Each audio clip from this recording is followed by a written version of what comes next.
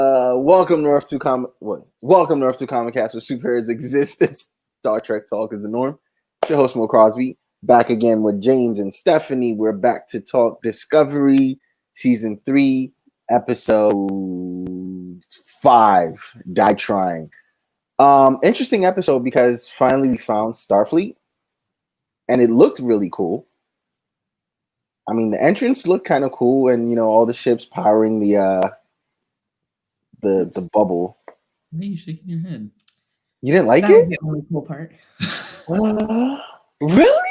Okay, so we're getting into the I don't want to say shits early, but we're getting to the shits early.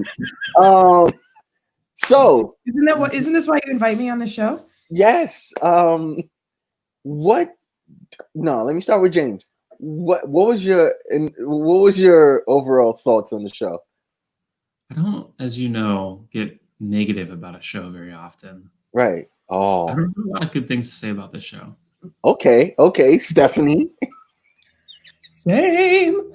Okay. I liked it. You are. Is that because Giorgio had a key role? Is that the main reason? I thought she got read really well, and it kind of, for the first time, she was like, wow, she was kind of shut her up. It's kind of interesting to see her go from like a super like confident, I always have stuff to say character to like, oh no, I need to guard my cards.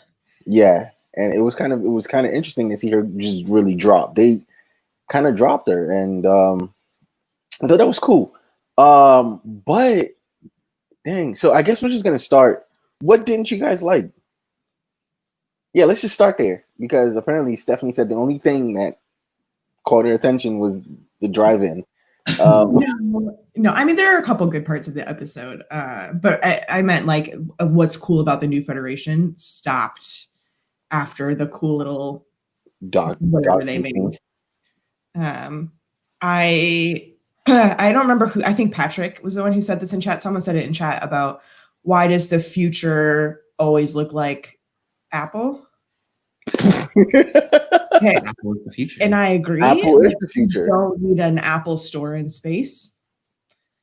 It'd be nice if the aesthetic were different, especially like a post-apocalyptic Federation aesthetic was not Apple. I don't need Star Trek. I did not care for. I feel like with the amount of like distrust and shade that was being thrown at the Discovery in the beginning of the episode, I did not feel like one episode was enough to earn trust and like earn a place. Like they laid it on way too thick in the beginning for it to have neatly resolved by the end. He was going in. Yeah, I also did not like that a human male was the one in charge. Like the Federation, the human female is the one in charge of Earth. Yeah, but it's not the Federation. We're talking about the Federation. The Federation left Earth. Yeah, they did. And humans are still the ones in charge? Humans are. I think someone said in the chat, humans are the.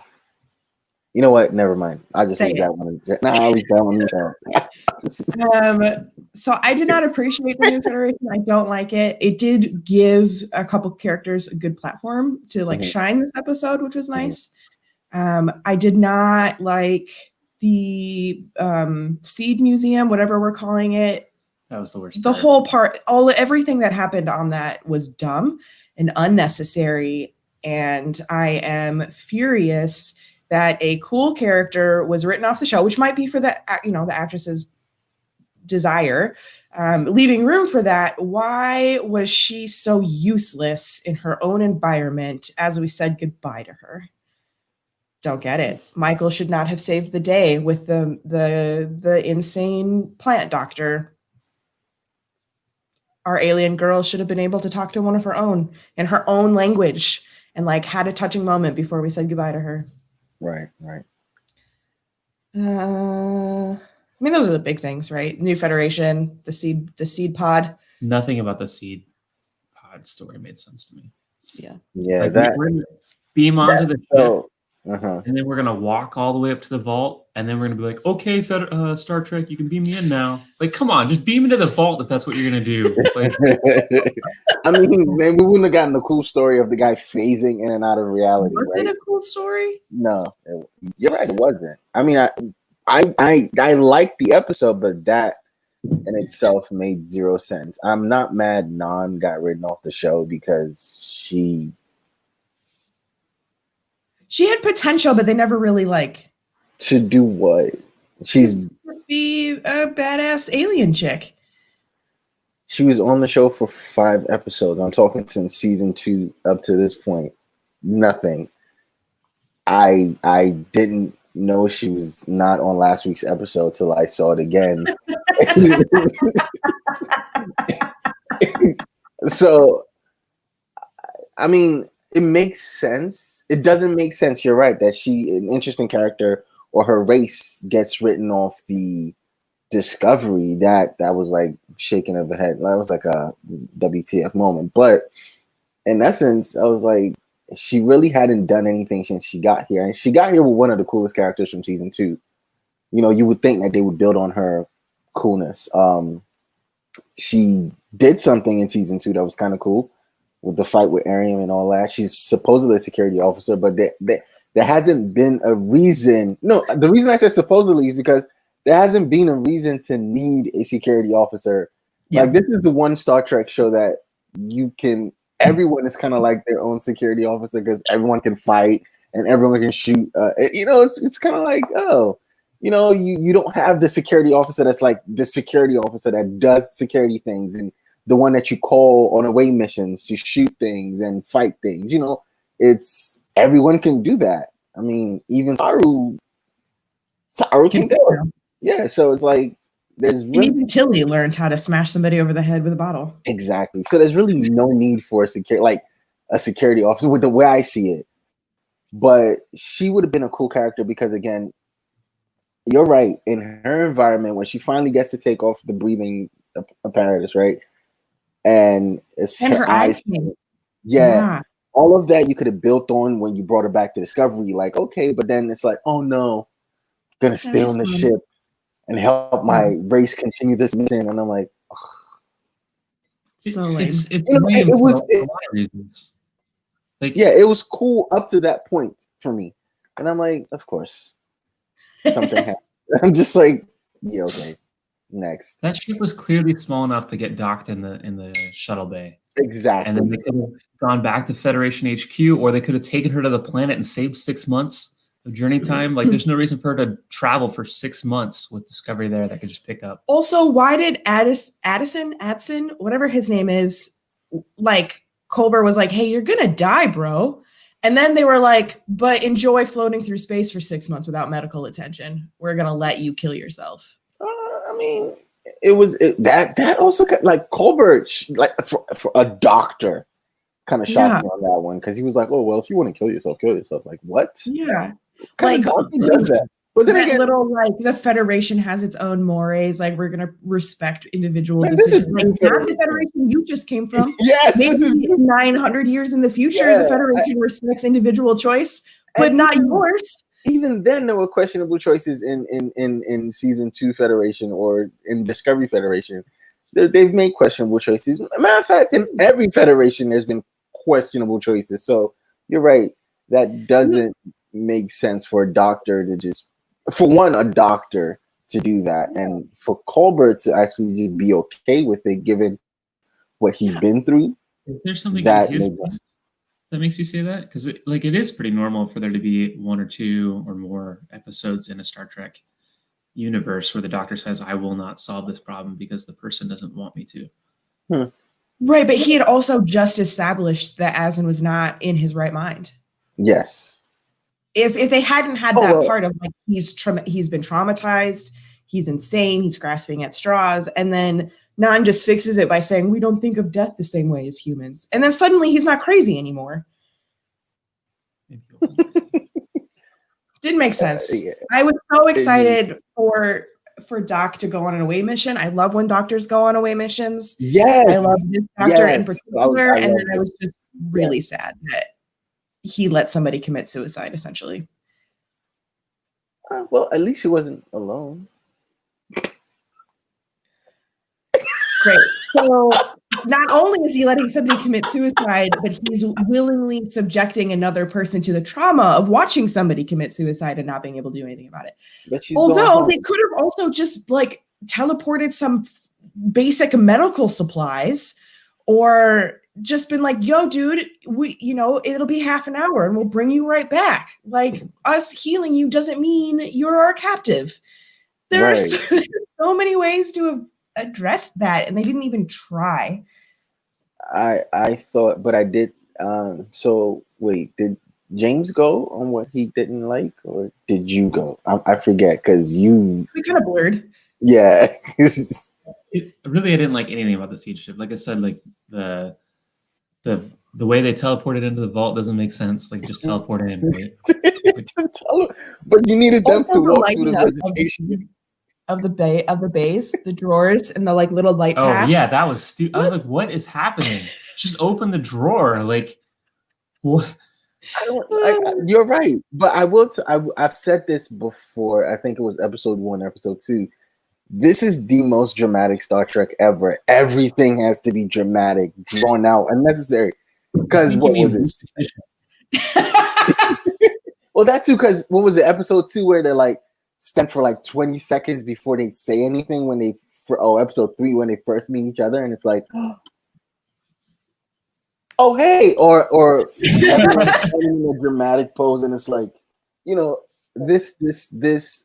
Even so, the docking scene, which is like very Star Trek, it even happened in Lower Decks when everyone kind of docks when the ship. I don't want to spoil it for you if you haven't seen. If you're ever interested, but like in Lower Decks, there's a scene where like everyone looks at the new Cerritos as it's built, and it's just, and I'm sitting here watching this like, okay, so we're just gonna slow dock and look at every ship. Constitution, the Voyager, every ship, and I'm like, okay, can we get to the point? I'm sorry, I wasn't as impressed. I thought it was cool, but I wasn't as impressed by that slow and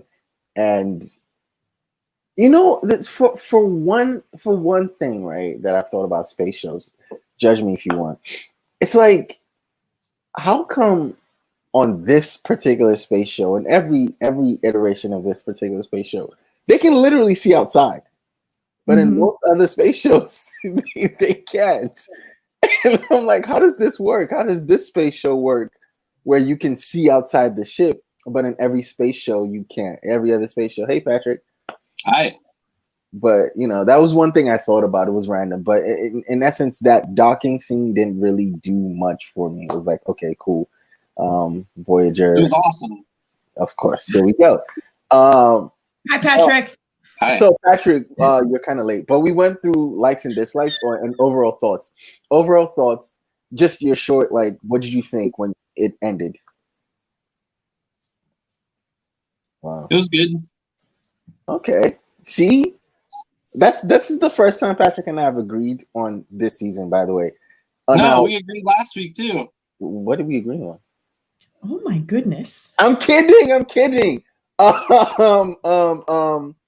What did you not like? Let's start there, because there's a lot to not like, and James and Stephanie have gone through theirs. Let's hear yours.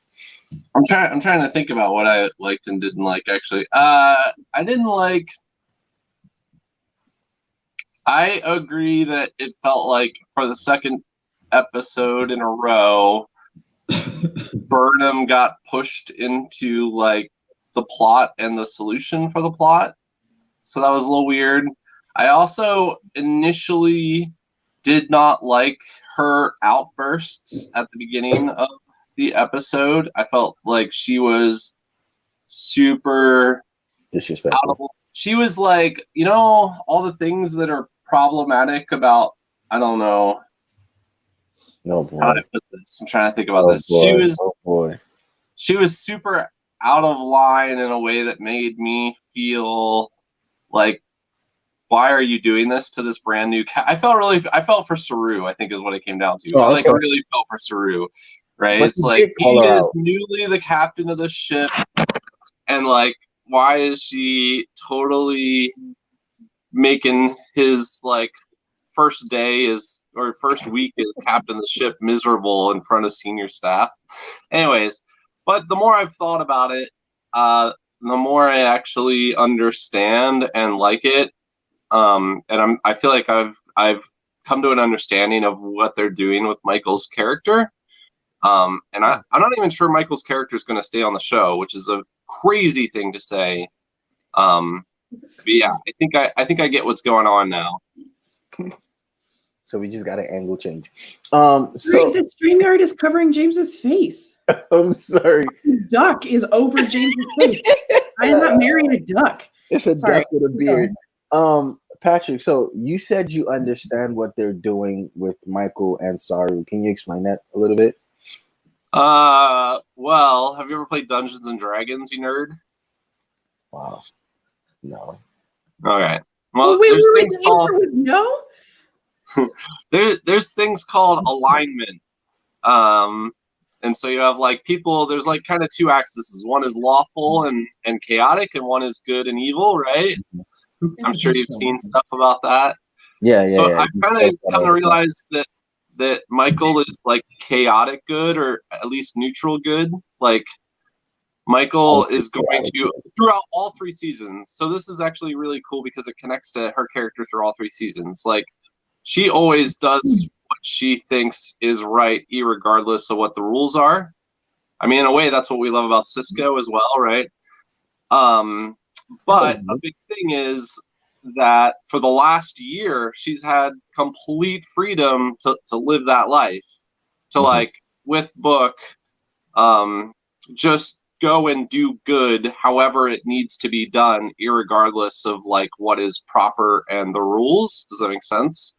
Yes. And now suddenly she's like back under the system of Federation, and she's really bucking against that because she's like, why this is who care who made you in charge, who cares about this, like these people need help, let's go help them, you know, like that's kind of her attitude, like this needs to be done, it's the right thing to do, let's just go do it, I don't care about chain of command, I don't care about who's in charge, that kind of stuff.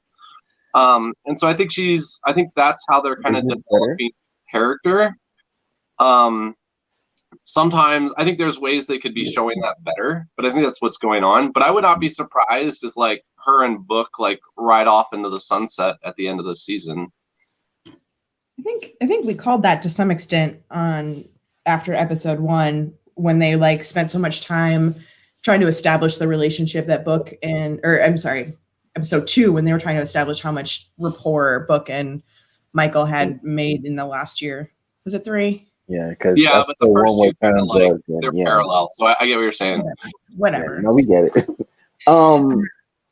So, well, you know what? When you were saying what you thought they were doing with Michael and Saru, I thought you were gonna go because this is how I saw it, right? With Michael and Saru, I feel like it's you do have a point on the fact that she had that year to be free and live outside of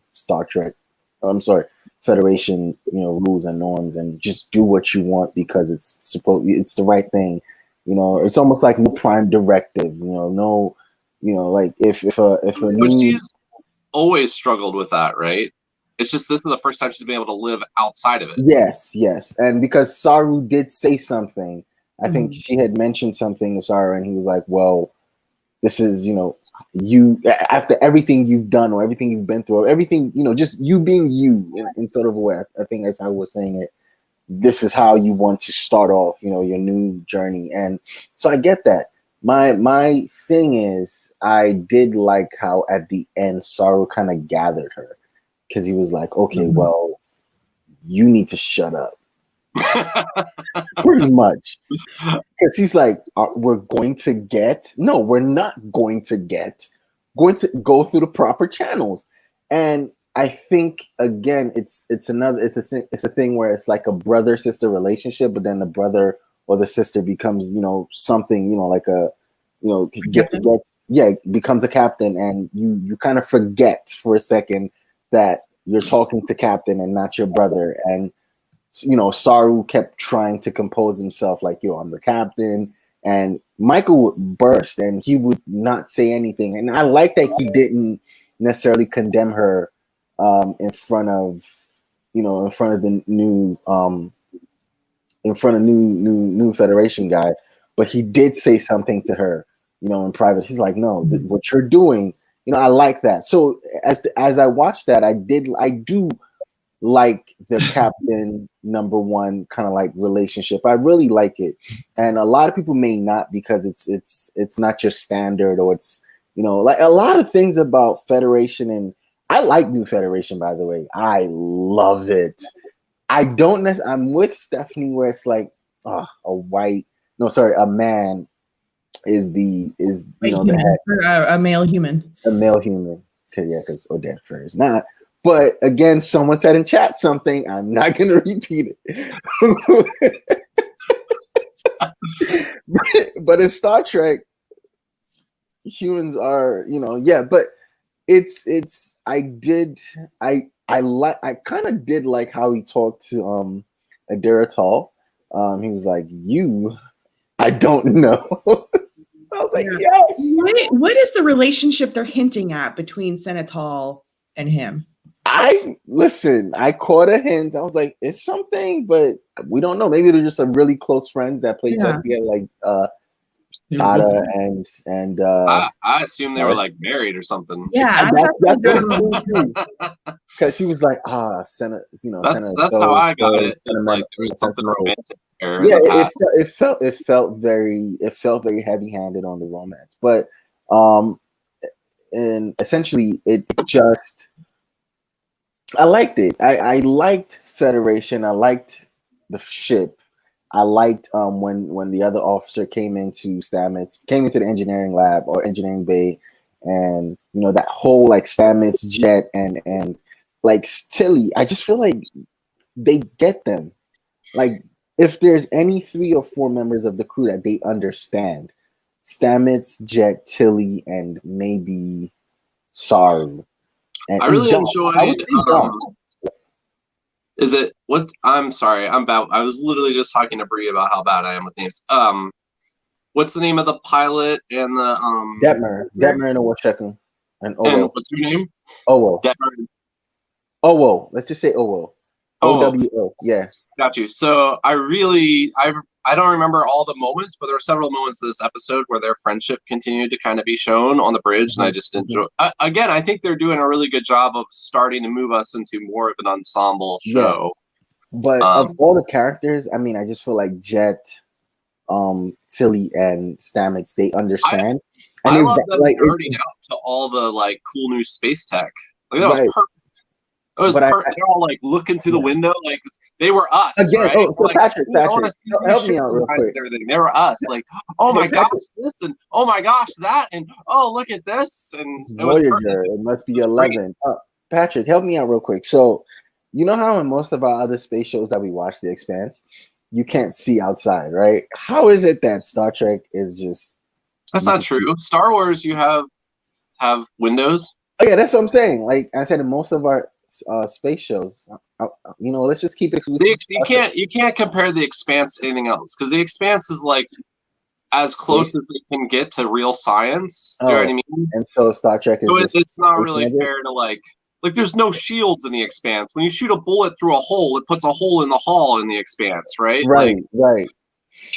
Okay, so you're telling me to just suspend, because I was watching it and I don't know why my mind straight up went into this, like, how can they see outside? But there's always been windows on Star Trek ships. The whole ship is like full of windows. But like look at Enterprise, this was nothing but windows.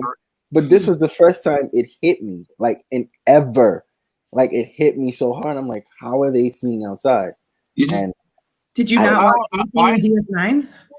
I did, but I don't. Yeah, remember like looking out the window at the wormhole. But that's the thing. I don't know why. For the first time ever, did you think it was like weird screens where the outside view is being piped inside? Probably is what I thought. And now it's like they can actually see, because it changed. Everything just changed. Like now they can actually see what's going on outside. I love those like personal revelation moments where you're like, oh, this is what's been happening this entire time. Yeah, it's like the entire I've seen. I love Enterprise. I love all I'm like, oh, they're probably just looking at images like, oh wow, that's the sun. Can we pivot to something, because you just brought up Enterprise? So when I was live reacting, and I still hold that this is frustrating, they made a big deal about how time travelers are illegal and people traveling from the past to the future are illegal, and that is not logical. You cannot condemn people for doing something that you decreed illegal when they did it before you made it illegal. And Patrick was like, explain Enterprise. So someone make that make sense. I followed you. I followed you, Stephanie. How can you break the law for time traveling when you didn't know that you were breaking the law? It wasn't illegal when you did the time traveling. You don't believe in it. But if you're policing time travel, then the concept of before, now, and after don't really apply to everything. So you can have violators that just mess with the space-time continuum and have to straighten them out. So I mean, like they said in Deep Space Nine, Kirk was a habitual offender. There was no time bureau like Kirk say that we know of, but he's got some type of citations he has to pay or something. I totally would understand, like, hey, just so you know, it's now illegal. You're stuck here forever. Like, I would get that. I don't get, like, we're gonna threaten to lock you away because you committed a crime you didn't know was a crime. Well, that's never made sense to me. I think what should happen, as Stephanie said, is hey, we'll confiscate your technology. Yeah. You can't go no more. You're stuck here. That way, you can't change the future and the past. That makes more sense. But locking people up. It's very. They also built an advanced AI time travel wormhole encoding creating suit in 2 hours. So you might be wanting to figure out how they did that, or can they do that again? And from that. Yeah, because they were really interested in that suit. They were like, "Where's that suit?" Yeah. Yeah. Yeah, apparently. Maybe what they normally do with time travelers is they just send them right back, mind wipe them or whatever, and like go on. I don't know, something like that. But since they can't send the Discovery crew back, they were like, we don't know what to do with you. And who maintains this treaty? Like, is there a neutral zone type of like patrol? Like we saw in Voyager and Deep Space Nine, there were people that actually monitor. And I'm sorry, Enterprise. People actually monitor if you're messing up the time stream or going back and forth or whatever. So is there somebody that's enforcing that? Like, kind of like, how the Flash, when he went through time, had those ghosts after him? Like, is there somebody that's like, okay, you got away with this one, but don't do it again type of thing? Be great if the Flash came after him. I think we're going to get. Also, you can always see windows in Star Trek. That was one of the things about Star Trek. You could always. Okay, so let me start over. Let me start over because I don't think anybody understands. 10-4 is literally in the front of the ship with a big ass window. So you can. But I need you to understand me for a second. So in my mind, right, you weren't looking outside. You were looking at what is there. It's like there's cameras around. All they did was look out the window at the wormhole. Yes, that's exactly what I said. But it's like you're looking at this huge ship is retrofitted with like a lot of cameras, and like they're taking a picture of what's outside. This and is the weirdest hot that, but like come up. And then today, the Apollo ships, the Apollo like space pods had windows. Like, and then yesterday I'm watching it, and I'm like, they're actually seeing this in real time. You have to understand my mind. My mind windows. I think that Star Trek has windows. No, understand this. My mind said, like, really just like was jelly because I'm like, wait. So this entire time. Did you think all the windows were view screens? Is that what you thought? Yes. They really did that. They really put a view screen every 10 feet across the entire. Listen. really, FTL drives. But what about the exterior shots of the ships where there's like some lights on and some lights off and stuff? I don't know. This view screen is on. This view screen isn't. On the back. Like what? You're not supposed to see in space. Why are you not getting that?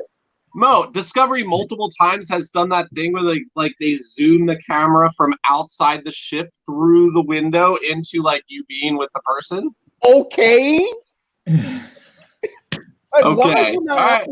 Right. I get what you guys are saying, but you guys aren't getting what I'm saying. Like, I've just been watching Star Trek as like No, a bunch of Mo, yes. Mo, we get it. You're just ridiculous. How is that the most crazy thing ever, though? I mean, like they've had models for 50 years to show the detail of the windows and everything else, and Mo's just like, I don't know. They turned around TVs. They never took the time to explain that fancy tech. Without windows, you can watch Window. You know, I didn't understand. I didn't think it was like a plane window for a second. I'm like, nah, it's no way. This big Not fancy for a spaceship. second. For the last 20 years. You're right. You're right. So I really need to check. I need to go back and watch Star Trek over again, like from TOS, and just watch everything back, and then like try to explain to myself how I missed this or how I didn't get it. Oh, I thought you said you were gonna rewatch everything so that you could have a different experience, and I wanted to know what the difference between a view screen and a window was going to change. You can see stuff. Like, what? Like, you can literally see that blast, that blast coming at you. Like, so that means everyone, no, listen. So that means like when they're blasting them, right, from all over, that means like if you're standing at a window, like you can literally see it's hitting you in your face, like you're watching it. No, your retinas are involved. This is like, you see it coming. You're like, oh, conversation I've ever had with you. You're like, wow, this is a real blast coming at me. Oh, I guess I'm okay. So, windows for life. Things that I liked about this episode. We're moving on. Windows. I like Windows now. Like what? Yes. By the way, I don't have my good mic on because Mo told me I had to one. No, this is Discovery. This is not. You asked about Mando. This is not Mando, so you still have to run. Yeah. Oh, okay. Exactly. Look at that. All right. Boom. That's your window moment. I just gave you a win. I just gave you a win because you're looking ridiculous. That's all. That's all I was trying to do. That's your window moment. You just had your window moment. I don't care. You're not gonna take that away from me. Window. Stephanie, what did you like? I don't understand what's happening right now. I loved even though I don't like New Federation, I loved the staff interrogations. Like, yes, take me to the brig hologram. Great. What about the blinking? Blinking a hologram out of existence. Great. Creepy. No, I thought it was hilarious. I don't care if it makes sense or not. Creepy guy having a prolonged conversation with Giorgio. Great. I loved watching her be uncomfortable. I loved watching her outsmart someone and then that not like win something for her. Like it didn't go the way that she thought it was going to. Loved that. Thought it was great. I did like that moment with Adira where Admiral puts her in check because of course she doesn't know that she can't just blurt out private personal thoughts that come from her symbiont. Like that's not appropriate. Someone needs to tell her that because she doesn't know. And I really my favorite scene was the Stamets Tilly jet, like being a dysfunctional little machine together. But it works. Yeah. And even though it didn't pan out the way that I liked it, I did like learning more about Nan's race and like what their culture is like, and just that like really touching moment of like, really, what really? She was on the show for 3 episodes. Yes, it was late, but they gave it to us, and I in particular really liked the moment where he asked her like, when was the last time you heard your language spoken? Right. And instead of like dwelling on the fact that like it's probably been 20 plus years, she was like, right now, like this is the moment I'm choosing to like hold that. Right. And that was really, really sweet. They didn't do her justice in the long run of the episode, but like I like that. This show has a bad habit of developing characters right before they kill them off or send them away. And that's a real issue. Real issue for sure. What I did like, however, I'll say one thing that I really, really enjoyed was Saru when he's like, wait, the Kelpians joined Starfleet. Yeah, that was super sweet. Like him and Nan had that moment together because Nan is like, wait, Bajans, my race joined Starfleet, and we're like, yeah, and all of like them having that, like wow, like after, because again, I think for Saru, I think it means more because it's like knowing what Kelpians have been through and knowing how they, they were against like, or how they couldn't travel or how they could, do anything until last season. There's a big jump too from original series era Starfleet to next generation era Starfleet as far as like how many races and planets and people were part of Starfleet. So they missed all that, right? They missed the entire next generation era of kind of that happening. So yeah, so it was about according to Oded Fair, I don't know his Star Trek name. It was about 350, and at count it was like 35 left, and I thought that was kind of crazy. Like, dang. Isn't it a little weird that Voyager's still around? Like 900-year-old ship. That's really old. It's a new generation. Hey, it's a new generation Voyager ship. They it's said a new gen. Oh, yeah. Yeah, see, I knew that. I knew that. I'm waiting for that was a Mo moment right there, Patrick. Okay, but I'm waiting for the. Somebody's gonna write an article that like goes through every single piece of tech and ship that was in that scene and like talks about it. And I'm like waiting for that article. I'm not reading that. I know you don't care. Okay, that's helpful because I was like, that's gonna be like another Windows thing. There's some good ones in there. Y'all really should. 20 years later, we're gonna come back and do this. I saw the nog. Like, wow. It was super cool. Yeah. What? U.S.S. nog? Oh, yeah. However, I do think that the burn isn't what we thought or what they kind of insinuated it to be. It looks more like a strategic attack, because it's one thing for every ship in warp at the same time to go off, right?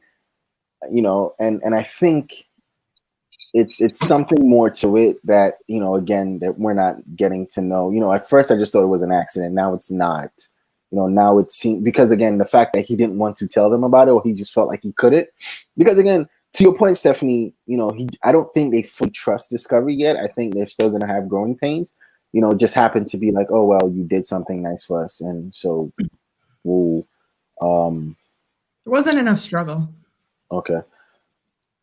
I don't think it's a full trust yet, but I did, however, I was interested. I'm more interested in knowing what the burn really is now. Like, what the hell? Like, just listen, skip to the episodes and just let us know. Like, I'm tired of because I'm tired of the burn. Like, they're dragging it out, in my opinion. I mean, it's 13 episodes, but it just feels super dragged. You feel like the burn is like the central plot point, and maybe it is the central plot point, but it hasn't been like the central thing for me. But it seems so central because every episode they've talked about something about a burn. The second episode, they like barely even mentioned it. That's because it was just Discovery trying to find itself. Yeah. So, but moving past, but it was mentioned. Moving past that, every episode it's been the burn this, the burn that. I don't know that the burn is a central plot point, but it is critical in understanding how they fit into the new world. Yes, absolutely. Okay. It is very, very important. I don't know how you live in a society that has lost warp drive and the ability to get to neighboring planets in a reasonable amount of time and not talk about it. Like, right. It's going to come up all the time, so it doesn't bother me that they keep mentioning it in every episode because.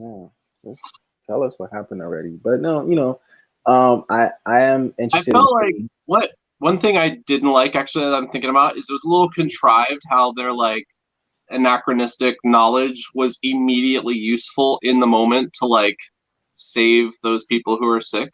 That was like a little too.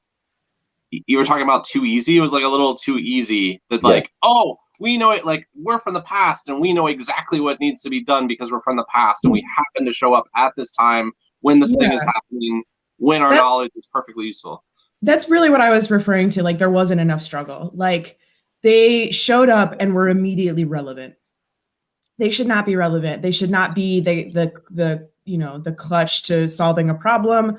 I didn't like how easily they solved that problem, and the fact that they could have solved it easier if, as James pointed out, they just seed vault. Yeah. I didn't care. Like, but you needed to see the vegetation. You needed to see the non-space guy. it would have been so easy to establish, like, there's a force field around the seed room. We have to walk through the machine. That would have been fine, but they didn't. They walked through the machine and then they teleported in. What is the point? Anyway, I really they're doing the same mistake Voyager did, where they're missing the opportunity to show a struggle. Like they're doing a great thing for the mental health side of sure them, being apart. But even that is like they just left. Like in their mind, they've been gone for like a week. Like it's not like they've been gone for years. But instead of showing them struggling to adapt to like 1,000-year-old jump in technology and knowledge, they're instantly better than everybody else again. Yeah. I mean, like if somebody from the Dark Ages like showed up here, like, and was like, "Oh, hey, did you know that leeches can pull toxins out of your blood?" Right. And it doesn't matter if you're Leonardo da Vinci. If you're Leonardo da Vinci and you're 1,000 years behind in knowledge and understanding and context, you're not going to be relevant. That, you know what I mean? Yeah. Like it doesn't. And I think they so struggle with trying to, like, I think they think that struggle and failure makes you a weak character. And I don't know why they can't write the struggle of being here. You know what I mean? Well, they venerate people who we see after they struggle. Like, we give them that, like, hey, you've been through a lot, you're doing great, but we're not allowed to see them in the struggle. So far we're looking at, I guess we're not seeing the full-fledged struggle for Detmer, but we're seeing some parts of it. I like that they brought Detmer's brain fiasco back. Yeah, that was pretty cool. I don't know if it was pretty cool, but it was interesting. She heard voices. Yes, so that should be interesting moving forward. I really want to see her. I really want to see what they're doing with her, moving forward. Like, that is by far to me one of the more interesting storylines right now that they haven't really done anything with. I hope they're not trying to write her off, because Patrick would say this show has a thing of doing, developing people late and then writing them off. But it was I don't think they'd give 3 episodes to her weirdness and then write her off. It would be 1 episode where it all comes to the surface, and then they'd write her off. Okay, well, there's a few actors too who have shown, at least in interviews and stuff, they're like super committed to the show. So, and she's definitely one of those people. Right, it's like interviews. I do was the love cyborg how lady actress on the bridge crew this episode? Yes, she was. Yes, she was. And that's actually who I was going to talk about. I'm actually like how they're giving her shine, because they talked about Arian a lot. They talked about Arian once or twice, and then they show her, and then it's like she had the con. I think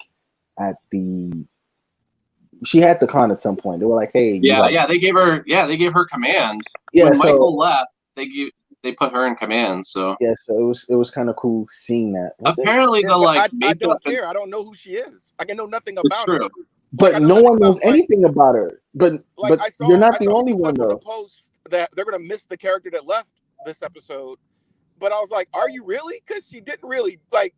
That's what honestly. That's me and you agree on that, because Stephanie was like, "Oh wow, like it was interesting." I'm like, we just. Even in that little moment, we still don't know anything about her. It's goodbye to potential. That's why it's sad. It's not because she made a huge impact on us while she was on the show, but they showed that she could have, and then they where I must have missed that. Like I missed because she has a rich cultural background. They established that her race looks at the world differently than humans and most other races, and they established that she has this unique perspective.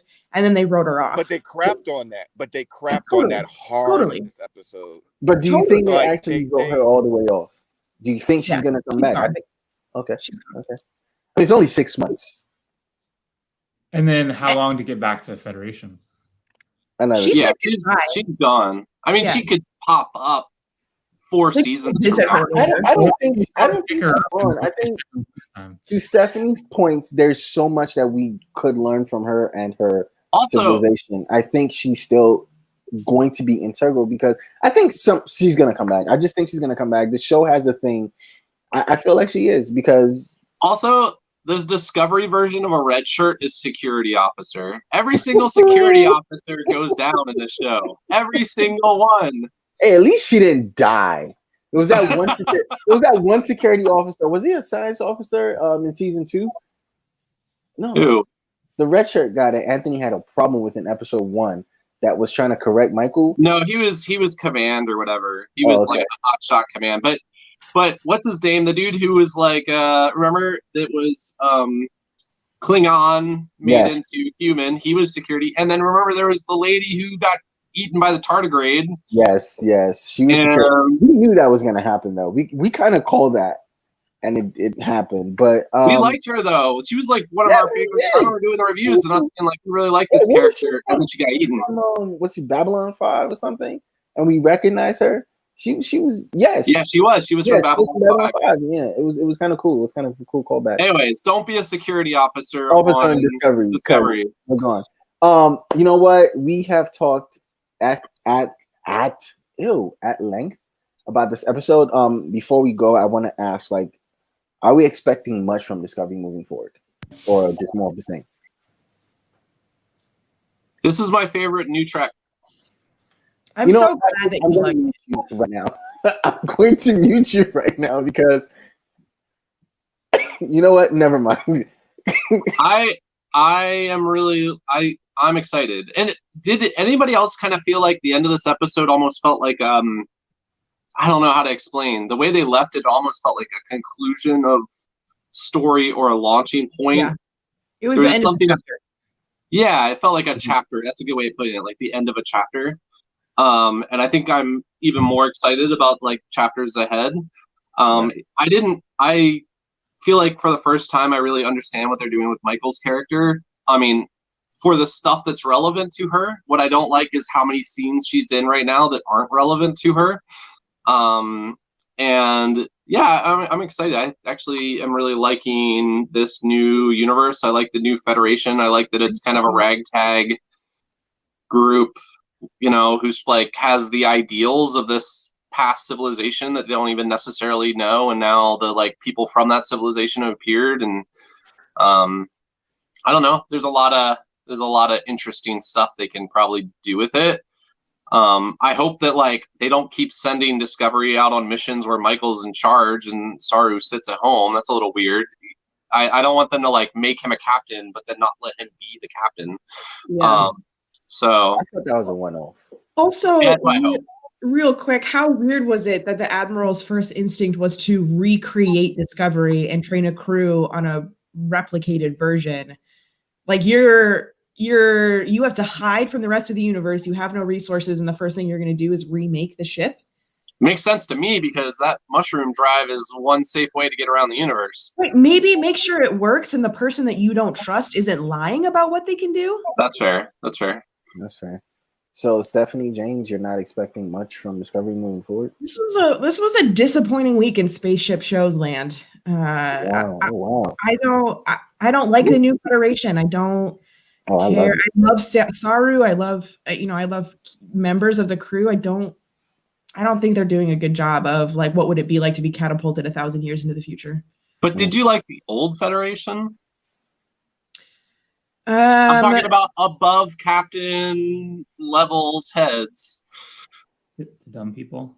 I mean, I guess that's a fair point, but we haven't been exposed to the separation that existed previously, right?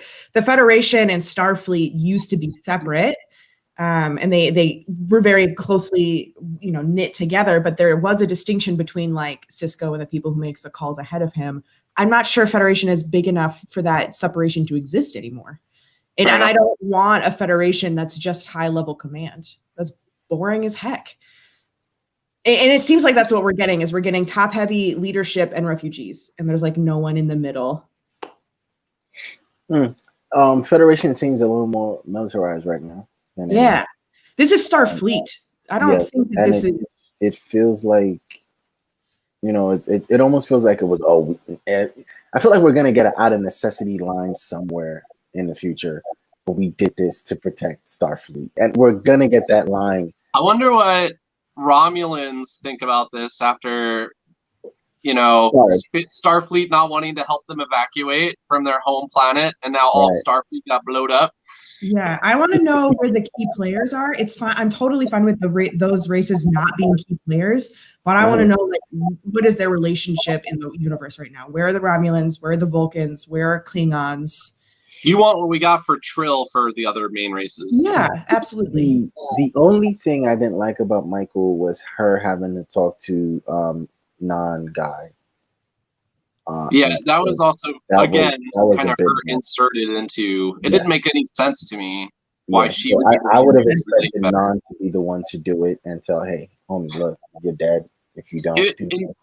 In the argument of humans as white people, that scene is the strongest argument. I didn't want to say it so bad, and there it is. Humans are the white people of Star Trek. Thank you very much, and we're gonna close out on that note. Thank you, Patrick. Thank you, James. Thank you, Stephanie, for making the time. Thank you, everyone, for watching. And to you're not here, thank you. We'll see you next week, Saturday, for more Star Trek Discovery Season 3 review and reaction. Bye.